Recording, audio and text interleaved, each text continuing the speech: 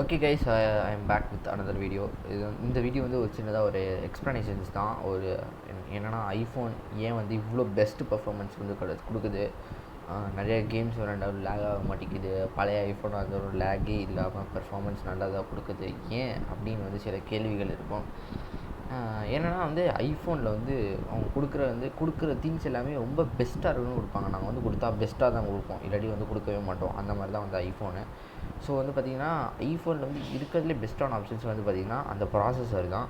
அந்த A13 A14 bionic சிப்னு கொடுக்குறாங்களோ அந்த ப்ராசஸர் தான் இருக்கிறதே வந்து ஒரு மேக்ஸிமம் ஒரு அவுட்புட்டுங்கிறது கொடுக்குது உங்களுக்கு வந்து.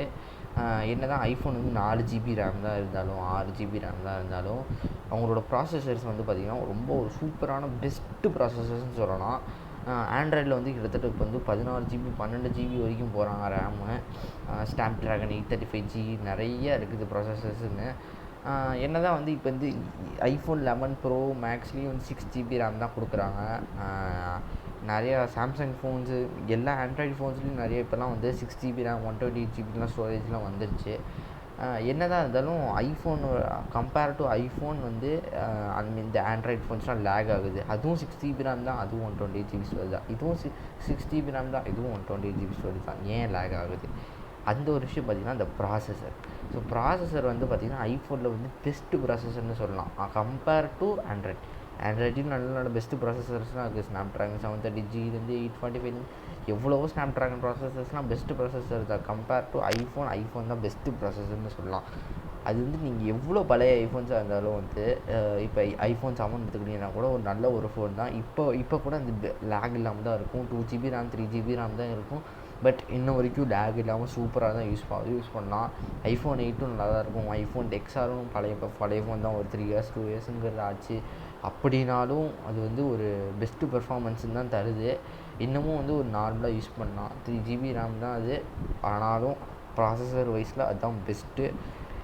இதுதான் வந்து அந்த ஒரு சின்ன ஒரு டிஃப்ரென்ஸுங்கிறது சொல்லலாம். ஏன்னா வந்து அந்த ஆண்ட்ராய்டுக்கும் ஐஃபோனுக்கும் அந்த பெர்ஃபார்மன்ஸுன்னு நிறையா பேர் வந்து ஐஃபோன் வந்து யூஸ் பண்ணுவாங்க. சில பேர் வந்து இந்த லோகோக்காக யூஸ் பண்ணுவாங்க, சில பேர் வந்து கெத்துக்காக யூஸ் பண்ணுவாங்க, சில பேர் வந்து பெர்ஃபார்மன்ஸ்க்காக யூஸ் பண்ணுவாங்க.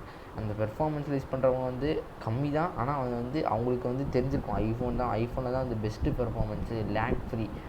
மெயின் ரீசனே வந்து பார்த்திங்கன்னா லேகே இல்லாமல் ஐஃபோன் வந்து இருக்கும்.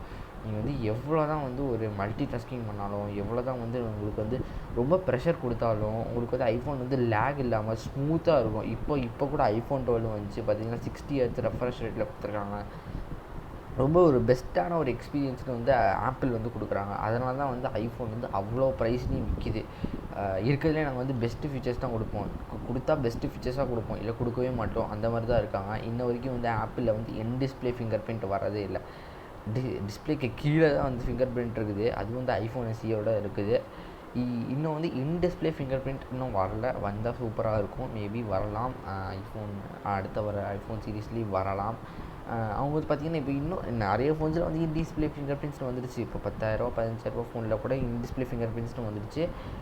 இருந்தாலும் ஐஃபோனில் வந்து பார்த்திங்கன்னா பெஸ்ட்டான ஃபீச்சர்ஸ் தான் கொடுப்பாங்க. ஸோ ஒவ்வொரு சீரீஸ்லேயும் வந்து பார்த்திங்கன்னா ஒவ்வொரு ஃபீச்சர்ஸுங்கிறது இன்க்ளூட் பண்ணிட்டே வராங்க. நைட் மோட்லேருந்து லிடார் சென்சார்லேருந்து ஒவ்வொரு இதை பெஸ்ட்டாக வந்து கொடுக்குறாங்க. அதனால தான் வந்து பார்த்திங்கன்னா ஐஃபோனுங்கிறது வந்து ரொம்பவே வந்து ஒரு ப்ரீமியமாகவும் இருக்குது, ஒரு பெஸ்ட்டு பெர்ஃபார்மன்ஸாகவும் இருக்குது. ஸோ இது வந்து நிறைய பேரோட டவுட்ஸுங்கிறது வந்து ஒன்று கிளியராக இருக்கும். ஒரு கிளாரிஃபிகேஷனுக்கு வந்திருப்பாங்க. ஸோ ஐஃபோனா ஒரு ஆண்ட்ராய்டானு.